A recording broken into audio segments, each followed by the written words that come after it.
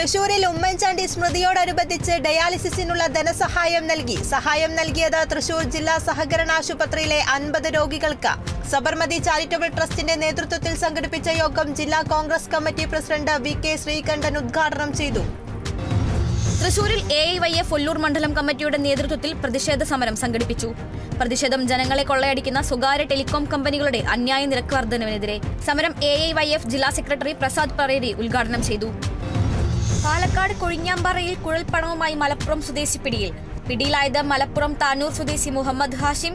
പോലീസിന് ലഭിച്ച രഹസ്യവിവരത്തിന്റെ അടിസ്ഥാനത്തിൽ പിടിച്ചെടുത്തത് രേഖകളില്ലാത്ത 20 ലക്ഷം രൂപ. അരുവിക്കര മണ്ഡലത്തിൽ ഉന്നത വിജയം നേടിയ വിദ്യാർത്ഥികൾക്ക് അനുമോദനം. തിളക്കം 2024 മന്ത്രി KN ബാലഗോപാൽ ഉദ്ഘാടനം ചെയ്തു. 600 വിദ്യാർത്ഥികളും SSLC പരീക്ഷയിൽ 100% വിജയം കൈവരിച്ച 9 സ്കൂളുകളും പുരസ്കാരങ്ങൾ ഏറ്റുവാങ്ങി. പോക്സോ കേസ് പ്രതിക്ക് കഠിന തടവും പിഴയും. മലയിൻകീഴ് സ്വദേശി വിനീതിന് കാട്ടാക്കട അതിവേഗ പോക്സോ കോടതിയാണ് 6.5 വർഷവും 15 ദിവസവും കഠിന തടവിന് ശിക്ഷ വിധിച്ചത്.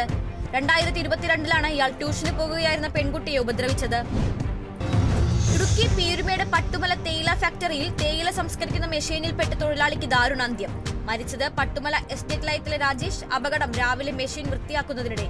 മൃതദേഹം പീരുമേട് താലൂക്ക് ആശുപത്രിയിൽ. തൃശൂർ എരുമപ്പെട്ടിയിൽ കലുകുപാലത്തിന്റെ സ്ലാബ് തകർന്ന് ലോറി ചെരിഞ്ഞു. അപകടമുണ്ടായത് നെല്ലുവായി മുണ്ടംകോട് റോഡിൽ. ചെരിഞ്ഞത് മരത്തടി കയറ്റി വന്നിരുന്ന ലോറി. പ്രദേശത്തെ ക്ഷേത്ര കവാടത്തിനും സ്വകാര്യ വ്യക്തിയുടെ മതിലിനും കേടുപാടുകൾ സംഭവിച്ചു. അപകടത്തെ തുടർന്ന് ഗതാഗതം തടസ്സപ്പെട്ടു.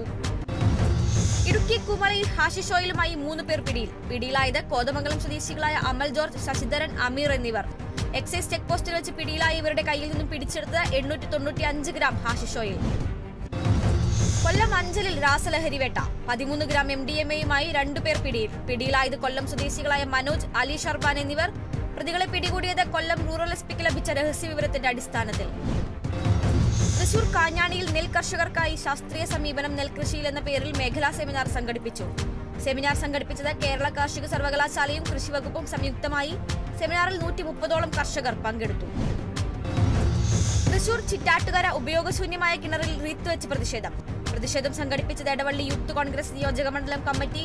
ലക്ഷങ്ങൾ ചെലവാക്കി മോടി പിടിപ്പിച്ച പൊതുകിണറുകൾ കാടുകയറി നശിക്കുന്നുവെന്ന ആരോപണം.